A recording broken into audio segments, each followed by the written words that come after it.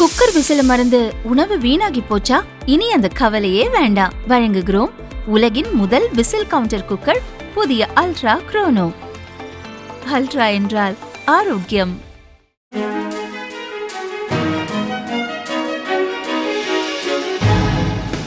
தட்டை, சீடை, முறுக்கு, ரிப்பன் பக்கோடா, அதிரசம், என்ன வேணாலும் செய்யுங்க. ஒரே ஒரு 5 லிட்டர் இதய மந்த்ரா கடல் எண்ணெய் பேக் ஒரு மாசம் முழுசுக்கும் அத்தனை சமையல் முடிச்சு விடலாம். இதய மந்த்ரா. 2014 மத்திய அரசு பிரதமர் மோடி அவர்கள் தலைமையில் பதவியேற்கின்ற பொழுது நாட்டினுடைய நிதி நிலைமை,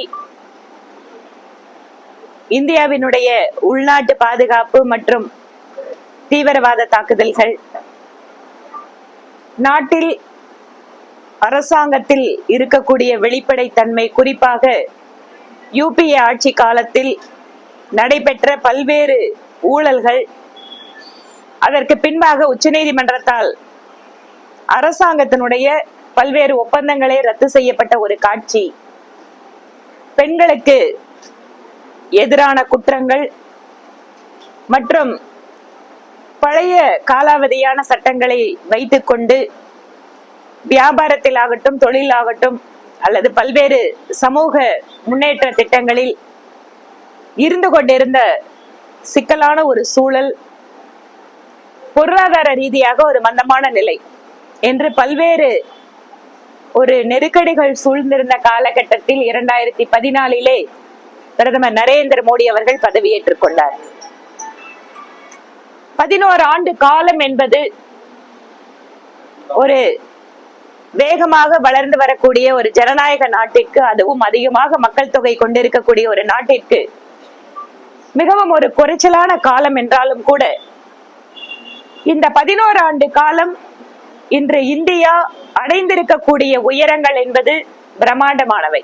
அதாவது ஒரு அரசியலமைப்பு சட்டத்துல மத்திய அரசுக்குன்னு ஒரு சில டிபார்ட்மெண்ட் இருக்கு, மாநில அரசுக்குன்னு ஒரு சிலது இருக்கு. ஒரு சில திட்டங்கள் 2 பேரும் சேர்ந்துதான் நடத்தணும். ஆனா நான் கேக்குறேன், இத்தனை நாள் வரைக்கும் மாநில அரசு நீங்க ஸ்வச்ச பாரத் திட்டமா இருக்கட்டும், இல்ல அனைவருக்கும் வீடு திட்டமா இருக்கட்டும், இல்ல ஆயுஷ்மான் பாரத்ல 5 லட்சத்துல 2 லட்சம் மாநில அரசுனே வச்சுக்கோங்க, மீதி 5 லட்சம் உங்களுக்கு மருத்துவ காப்பீடுல மத்திய அரசோட திட்டத்துலதான் வருது. எங்காவது இதுவரைக்கும் திரு ஸ்டாலின் அவர்கள் நாங்க இந்த திட்டத்தை நிறைவேற்றுறோம், இதுல பிரதமர் நரேந்திர மோடி அவர்களோட போட்டோ போடணும், இல்ல மத்திய அரசு இதுல பணம் கொடுத்திருக்கணும், எங்கேயாவது ஒரு திட்டத்துக்கு திமுக காரங்க சொல்லியிருக்காங்களா? ஏதாவது ஒரு திட்டத்துக்கு சொல்லியிருக்காங்களா? ஏதாவது ஒரு இடத்துல பிரதமர் மோடியோட போட்டோ போட்டிருக்காங்களா? இப்போ நாங்க இந்த திட்டத்தை எல்லாம் நிறைவேற்றணும்னு ஊரா சொன்ன உடனே மாப்பிள்ளை ஞாபகத்துக்கு வந்துட்டாரு. திரு ஸ்டாலின் அவர்களுக்கு மாப்பிள்ளதான் எல்லாமே எங்களுக்கும் தெரியுங்க. காவல் நிலையம் தாக்கப்பட்டிருக்கிறது ரொம்ப சீரியஸான ஒரு விஷயம். எந்த அளவிற்கு தமிழ்நாட்டு மக்கள் சட்டம் ஒழுங்கு சீர்கேட்ட திமுக கவர்மெண்ட்ல பாக்குறாங்களோ அந்த அளவுக்கு மோசமா போயிட்டு இருக்குங்க. முதல்ல போலீஸ்காரங்களை திமுக காரங்க அடிக்கிறாங்க. ஒரு பெண் போலீஸ திமுக நிர்வாகி கேவலப்படுத்துறாரு. எங்க பார்த்தாலும் திமுக காரங்க போலீஸ் ஸ்டேஷன்ல போலீஸ்ல இன்ஸ்பெக்டர் மிரட்டுறது, கான்ஸ்டபிள மிரட்டுறது, ஏன் ஐபிஎஸ் ஆபீசர்ஸ மிரட்டுறதுங்கிறத அவங்களோட பழக்கமா வச்சிட்டு இருக்காங்க. இன்னைக்கு ஒரு லெவல்ல காவல்துறையினுடைய அந்த அலுவலகத்தைய ஸ்டேஷனையே மக்கள் போய் அது எந்த இடத்துல அந்த சூழல் எப்படி ஆச்சுன்னு தெரியாது.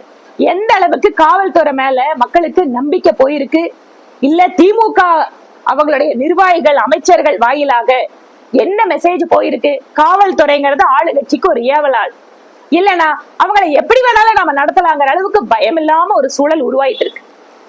பெண்களுக்கு எதிரான குற்றங்கள், பட்டியலினத்துக்கு சேர்ந்தவர்களுக்கு மேலான குற்றங்கள், சட்டம் ஒழுங்கு பிரச்சனை ஒவ்வொரு நாளும். ஏன் நாம இந்த திருப்பூர், கோயம்புத்தூர், ஈரோடு பகுதியில பாக்குறோம், தோட்ட வீடுகள்ல வயதான பெற்றோர்கள் இருக்க முடியாத சூழல் உருவாயிட்டு இருக்கு.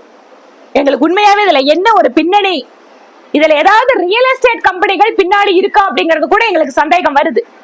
ஏனென்றால் அதிலும் குறிப்பாக இந்த மாவட்டங்களில் இருக்கக்கூடிய வயதான பெற்றோர்கள் இருக்கக்கூடிய இடத்துல இருக்கிறது எல்லாமே குழந்தைங்க எல்லாம் வெளிநாட்டுல இருக்கக்கூடிய ஒரு வசதியான குடும்பங்கள் தான். அவங்க எல்லாம் உடனடியா தோட்டத்தை இல்ல நிலத்தை விற்கக்கூடிய சூழல் கிடையாது. ஆனா இந்த பகுதியில இப்போது நடந்து கொண்டிருக்கின்ற பொருளாதார முன்னேற்றத்தின் காரணமாக அந்த நிலத்தை அபகரிக்கிறதாக இருக்கக்கூடிய கும்பல் இப்படி கூட திட்டமிட்டு வேறு விதமா தாக்குதல் நடத்துவாங்களோங்கிற ஒரு சந்தேகம் கூட எங்க கிட்ட இருக்கு. இந்த சந்தேகத்தை கூட காவல்துறை அந்த கோணத்தில் விசாரிக்க வேண்டும். ஏன்னா இந்த மாதிரி பாதுகாப்பு இல்லாத சூழல் வந்ததுன்னா உடனடியாக என்ன பண்ணுவாங்க, பெற்றோர்களை நகரத்து கொண்டு வந்து வச்சுட்டு அந்த பூமிகளை விற்க ஆரம்பிப்பாங்க. அதனால ரியல் எஸ்டேட் மாஃபியா ஏதாவது இதுக்கு பின்னணியில இருக்காங்கிற சந்தேகத்துல அந்த கோணத்தில் கூட காவல்துறை விசாரிக்க வேண்டும் என்பது எங்கள் கோரிக்கை.